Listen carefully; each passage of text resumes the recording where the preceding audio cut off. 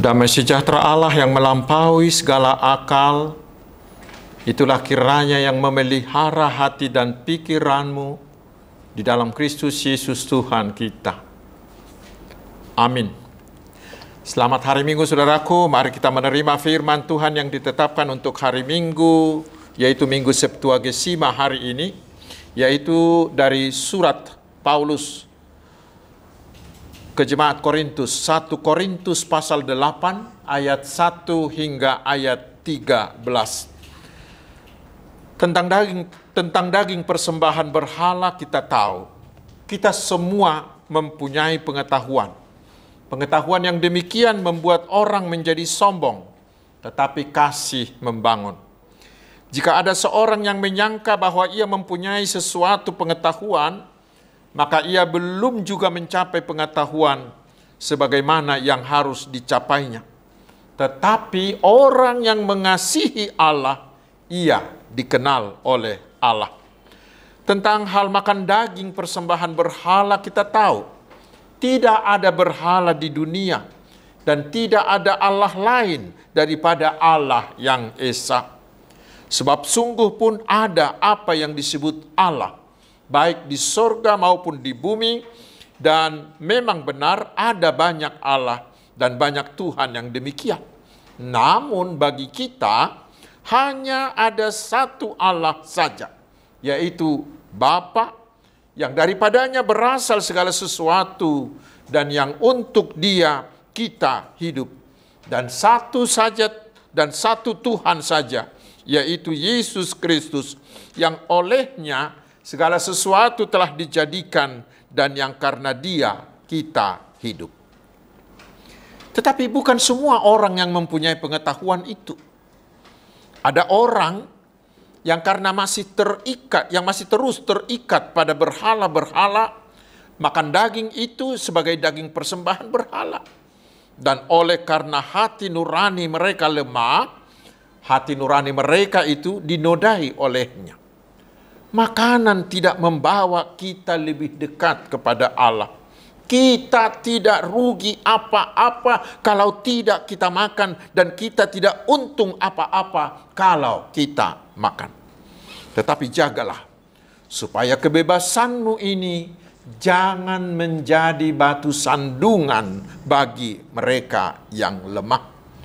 Karena apabila orang melihat engkau mempunyai pengetahuan sedang duduk makan di dalam kuil berhala, bukankah orang yang lemah hati nuraninya itu dikuatkan untuk makan daging persembahan berhala? Dengan jalan demikian, orang yang lemah, yaitu saudaramu yang untuknya Kristus telah mati, menjadi binasa karena pengetahuanmu itu. Jika engkau secara demikian berdosa terhadap saudara-saudaramu dan melukai hati nurani mereka yang lemah, engkau pada hakikatnya berdosa terhadap Kristus. Karena itu, apabila makanan menjadi batu sandungan bagi saudaraku, aku untuk selama-lamanya tidak akan mau makan daging lagi, supaya aku jangan menjadi batu sandungan bagi saudaraku. Demikian firman Tuhan. Saudara-saudaraku yang dikasihi Tuhan Yesus Kristus, untuk mempermudah memahami nats ini, kita perlu mengetahui apa yang terjadi di jemaat Korintus. Kita tahu bahwa Korintus bukan hanya kota yang ramai dan kota perdagangan, tetapi juga kota Korintus adalah tempat para ilmuwan, para cendekiawan yang suka mendewakan dan menyombongkan pengetahuan mereka. Ayat 2. Itulah yang menimbulkan perpecahan di jemaat Korintus. Bandingkan nanti 1 Korintus 11 ayat 18. Selain itu saudaraku, di Korintus juga sangat banyak agama, terutama mereka yang masih menyembah dewa-dewa atau ilah-ilah dan roh-roh. Mereka biasa mempersembahkan daging binatang kepada dewa dan roh-roh itu. Dan bila mereka melakukan ritual mempersembahkan daging tersebut, mereka sering membawa daging itu ke rumah dan memakannya di rumah. Dan mereka sering mengundang saudaranya yang sudah Kristen untuk turut makan dengan mereka. Malah daging persembahan tersebut dijual bebas di pasar-pasar. Kebanyakan daging yang dijual di pasar berasal dari daging persembahan itu. Itulah yang menjadi persoalan. Bagi mereka, orang-orang yang tinggi ilmunya tadi, memakan itu tidak menjadi persoalan. Alasan mereka, toh dewa dan roh-roh tidak ada, dangadong bigu, seperti itu. Lalu mereka memakan daging persembahan itu dengan tenang. Tetapi bagi orang Kristen lainnya, yang lemah imannya, yang sederhana pengetahuannya dan pemahamannya, perbuatan itu sudah menjadi salah besar. Itu membuat mereka tersandung. Mereka tersandung oleh kebebasan orang lain itu. Itulah yang menjadi persoalan. Karena itulah Paulus menuliskan surat ini untuk memberikan ajaran yang benar. Kita coba simak beberapa hal. Pertama, Paulus mengatakan kita harus mendahulukan kasih ketimbang pengetahuan dan hukum. Paulus mengingatkan para ilmuwan cendekiawan tadi bahwa pengetahuan bukanlah segala-galanya, tetapi pengetahuan itu terbatas, tidak mampu menjawab segala-galanya. Di pasal 3 ayat 20 Paulus mengatakan, Tuhan mengetahui rancangan-rancangan orang berhikmat, sesungguhnya semuanya sia-sia belaka. Karena itu nasihat pertama dari nats ini, jangan mendewakan pengetahuan. Agar ilmu pengetahuan dan teknologi iptek itu berguna, dia harus didasarkan pada iman bahwa Yesus adalah anak Allah yang telah datang menjadi sama dengan kita manusia untuk menyelamatkan kita. Iman seperti itu jauh lebih sempurna daripada ilmu pengetahuan dan teknologi. Bagi seorang Kristen, bagi seorang percaya, iman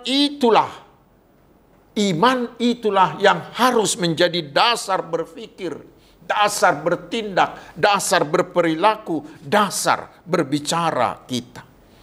Iman itulah yang harus kita gunakan untuk menjawab segala sesuatu dalam hidup ini, bukan dengan pengetahuan tadi. Karena itulah selanjutnya dikatakan iman itu akan melahirkan kasih. Tentang ini selengkapnya bisa kita baca di 1 Korintus 13. Di sana dikatakan, kasih itu sabar, tidak sombong, tetapi lemah lembut dan rendah hati. Kasih itu selalu mendahulukan kepentingan orang lain. Karena itu bila seorang Kristen menghadapi situasi pelik seperti yang dialami oleh jemaat Korintus tadi, di sana Paulus mengatakan dahulukan kasih. Dengan kasih maka kita akan memperoleh win-win solution. Penyelesaian masalah dengan saling menguntungkan. Dan di ayat 3 dikatakan, dengan kasih itulah kita dikenal, kita diakui oleh Allah sebagai miliknya. Karena itu memang saudaraku, orang-orang Kristen adalah orang-orang yang sudah bebas. Karena Kristus telah membebaskan kita. Tetapi ingat, kebebasan itu harus tetap di dalam kasih. Kita bebas melakukan apapun, kita bebas memakan apapun, tetapi kita harus mempertimbangkan banyak hal dalam menunjukkan, menjalankan kebebasan kita. Dan dasar utamanya adalah kasih. Bila orang lain menjadi tersandung karena kebebasan kita, kita bukanlah pengasih. Malah, bila demikian kita disebut pembuat dosa. Karena dengan melakukan kebebasan kita itu, kita telah membuat orang lain menjadi jatuh ke dalam dosa. Tetapi mengasihi berarti kita rela membatasi kebebasan diri kita dan menyingkirkan segala tindakan yang dapat mengganggu, yang dapat melemahkan pikiran, yang dapat melemahkan keyakinan orang lain. Mengasihi, saudaraku, berarti melakukan apa yang terbaik bagi orang lain, bukan melakukan yang terbaik menurut kita dan untuk kita, bukan. Tentang itu kita baca di Roma pasal 14 ayat 1 dikatakan, terimalah orang yang lemah imannya tanpa mempercakapkan pendapatnya. Dan di 1 Korintus 9 ayat 22 dikatakan, bagi orang-orang yang lemah, aku menjadi seperti orang lemah, supaya aku dapat menyelamatkan mereka yang lemah. Bagi semua orang aku telah menjadi segala-galanya, supaya aku sedapat mungkin memenangkan beberapa orang dari antara mereka. Itulah perbuatan, itulah kebebasan yang mengutamakan kasih. Dan itu harus kita lakukan dalam semua bidang kehidupan kita. Dahulukanlah kasih ketimbang apapun, termasuk ketimbang hukum dan ketimbang adat. Benar, saudaraku, kita harus menghukum setiap kesalahan. Kesalahannya itu yang harus kita hukum, tetapi orangnya harus kita kasihi. Tindakan baik tidak selalu merupakan tindakan kasih.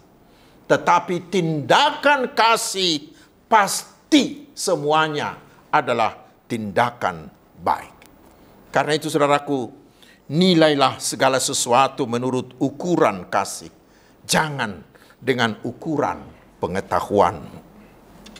Saudara-saudaraku, selanjutnya nats ini mengajak kita jangan menjadi batu sandungan bagi orang lain. Jangan lakukan sesuatu bila hal itu menjadi batu sandungan bagi orang lain. Walau secara ilmiah, secara pengetahuan, itu adalah benar dan perlu kita lakukan. Ingat apa yang dikatakan Tuhan Yesus di Lukas 17 ayat 1. Yesus mengatakan, tidak mungkin tidak akan ada penyesatan. Tidak mungkin tidak ada batu sandungan, tetapi celakalah orang yang mengadakan batu sandungan itu. Kita harus menyadari, saudaraku, banyak orang di sekeliling kita yang tidak sekuat iman kita dan tidak sepintar pemahaman kita. Karena itulah kita harus menjaga diri agar kita tidak menjadi batu sandungan bagi mereka. Bila kita dengan kebebasan kita membuat orang menjadi jatuh ke dalam dosa, ingat, kita sudah menjadi sumber dosa. Dan itu sama dengan iblis, bukan? Karena itu, bila kita tidak melakukan sesuatu itu, sekali lagi, karena itu, bila kita tidak melakukan sesuatu itu, walaupun itu adalah yang seharusnya, tetapi demi supaya orang lain tidak tersandung, maka kita sudah menyelamatkan orang itu. Sikap seperti itulah sikap anak-anak Allah. Karena itulah di 1 Korintus 10 ayat 23 Paulus mengatakan, segala sesuatu diperbolehkan, benar, tetapi bukan segala sesuatu berguna. Segala sesuatu diperbolehkan, benar, tetapi bukan segala sesuatu membangun. Walau sebuah perbuatan itu bisa bagi kita, tetapi bila itu membuat orang lain menjadi tersandung, sebaiknya jangan lakukan itu demi dia. Bisa saja bagi saya, bagimu itu baik dan benar. Tetapi bagi orang lain itu bisa menjadi jalan masuk si iblis. Karena itu sekali lagi, bila itu membuat orang lain tersandung, jangan lakukan. Itulah yang dimaksud Yesus sebagai penyangkalan diri. Kita mau menyangkal diri kita, menyangkal keinginan, menyangkal kebebasan kita demi orang lain. Dan itulah tindakan kasih terhadap sesama. Karena itu hari ini kita diingatkan, sebelum kita melakukan sesuatu, pikirkan dulu akibatnya. Bukan hanya untuk diri kita sendiri, tetapi akibatnya bagi orang lain, agar perbuatan kita yang menurut kita itu baik dan benar tidak menjadi jalan masuk iblis bagi orang lain. Karena itu jangan hanya memikirkan dirimu, tetapi pikirkanlah akibatnya bagi orang lain. Sekarang yang terakhir, tentang makanan. Tentang makanan. Kita baca di ayat 8 dikatakan, makanan tidak membawa kita lebih dekat kepada Allah. Kita tidak rugi apa-apa kalau kita tidak makan. Dan kita tidak untung apa-apa kalau kita makan. Di Roma 14 ayat 15 dan 17 dikatakan begini. Sebab jika engkau menyakiti hati saudaramu oleh karena sesuatu yang engkau makan, maka engkau tidak hidup lagi menurut tuntutan kasih. Janganlah engkau membinasakan saudaramu oleh karena makananmu, karena Kristus telah mati untuk dia. Sebab kerajaan Allah bukanlah soal makanan dan minuman, tetapi soal kebenaran, soal damai sejahtera dan sukacita oleh Roh Kudus. Ingat saudaraku, makan atau tidak makan tidak akan pernah mempengaruhi kedudukan kita di mata Tuhan. Karena itu kita perlu tahu, tidak ada makanan dari ciptaan Tuhan yang haram. Karena Tuhan telah menguduskannya. Kita baca itu di 1 Timotius 4 ayat 4 dikatakan, karena semua yang diciptakan Allah itu baik. Dan suatu pun tidak ada yang haram jika diterima dengan ucapan syukur. Yang salah adalah bila kita makan terlampau banyak. Yang salah adalah bila kita memakan makanan yang menimbulkan penyakit bagi kita. Namun demikian saudaraku, bila orang lain tersandung karena makananmu, hentikan, jangan makan itu. Bila di dekatmu ada saudaramu yang beragama lain yang sedang puasa, jangan makan di dekatnya agar dia tidak tersandung. Bila dia menjadi makan karena tidak tahan melihat makananmu, memang dia salah menurut agamanya, tetapi kitalah, saudaralah yang membawanya ke dalam dosa itu. Padahal bila kita tidak makan di dekatnya, itu tidak akan mengubah kedudukan dan kebenaran kita di hadapan Allah. Karena itu saudaraku, dahulukanlah kasih dalam semua perbuatan dan tindakanmu. Jangan mendahulukan pengetahuan atau kebenaranmu. Dahulukanlah kasih sehingga kita tidak menjadi batu sandungan bagi orang lain. Amin. Marilah kita berdoa. Ya Tuhan, terima kasih atas firman-Mu yang sangat mencerahkan. Kuatkanlah kami dengan Roh-Mu, agar kami mengutamakan kasih, sehingga kami tidak menjadi batu sandungan bagi siapapun, tetapi kami menjadi alat keselamatan-Mu bagi semua orang. Ya Tuhan yang Maha Baik, berkatilah kami umat-Mu ini dalam seluruh bidang kehidupan kami, karena Engkaulah Allah Gembala Agung yang mencukupkan segala yang kami butuhkan.